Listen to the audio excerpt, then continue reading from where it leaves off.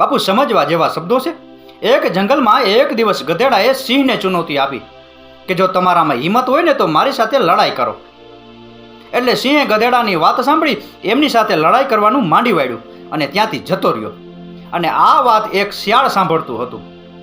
તેણે સિંહ પાસે આવીને કહ્યું કે તમે જંગલના રાજા છો, તમે સૌથી ખૂંખાર પ્રાણી છો, છતાં પણ તમે ગધેડા સાથે લડવાની ચુનૌતી શા માટે ન સ્વીકાર કરી? તમે એક જ પંજામાં ગધેડાના રામ રમાડી દેત, પણ મને લાગે છે કે તમે હાર માની લીધી છે.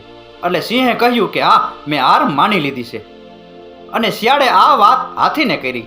એટલે હાથી સિંહ પાસે આવીને બોલ્યો કે તમે ગધેડા સાથે લડવાની ચુનૌતી શા માટે ન સ્વીકાર કરી? એટલે સિંહે કહ્યું કે આખી દુનિયાને ખબર છે કે એ તો ગધેડો છે અને એનામાં બુદ્ધિ ના હોય.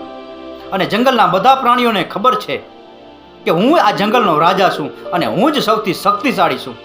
જો હું ગધેડા સાથે લડાઈ કરું તો મારી ગણતરી ગધેડામાં થાય, સિંહમાં ન થાય, અને અમારી બંનેની બરાબરી ન કહેવાય.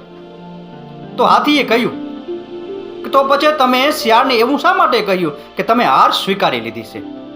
અને ત્યારે સિંહે કહ્યું કે શિયાળ તો એક લૂચું પ્રાણી છે અને મારી અને ગધેડાની લડાઈમાં એને બંને બાજુ ફાયદો હતો.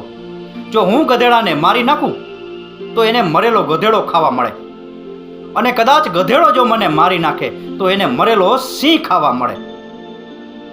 એટલે મેં હાર સ્વીકારી લીધી છે. અને બાપુ આ દુનિયામાં આ શિયાળ જેવા લુચ્ચા અને ડબલ ઢોલકી વગાડવાવાળા ઘણા માણસો હોય છે, અને એનું કામ બે ભાઈઓ, બે મિત્રો કે બે સગા સંબંધીઓને લડાવવાનું હોય છે. પણ આપણે આવા લુચ્ચા અને ડબલ ઢોલકી વગાડવાવાળા માણસોની વાતોમાં આવી અને જો લડાઈ કરશું ને તો આપણી ગણતરી ગધેડામાં થશે. પણ લડાઈ કરવાનું માંડી વાળી અને જો હાર સ્વીકારી લેશું ને તો આપણી ગણતરી સિંહમાં થશે. અને એટલે જ કહું છું કે લડાઈ કરી અને ગધેડામાં ગણતરી કરવી એના કરતાં સિંહની જેમ લડાઈ કરવાનું માંડી વાળી અને હાર સ્વીકારી લેવી ને એમાં જ આપણી ભલાઈ છે. રાકેશ ગીરીના આ શબ્દો સમજાઈને વંદન. આપનો દિવસ શુભ રહે. મહાદેવ હર.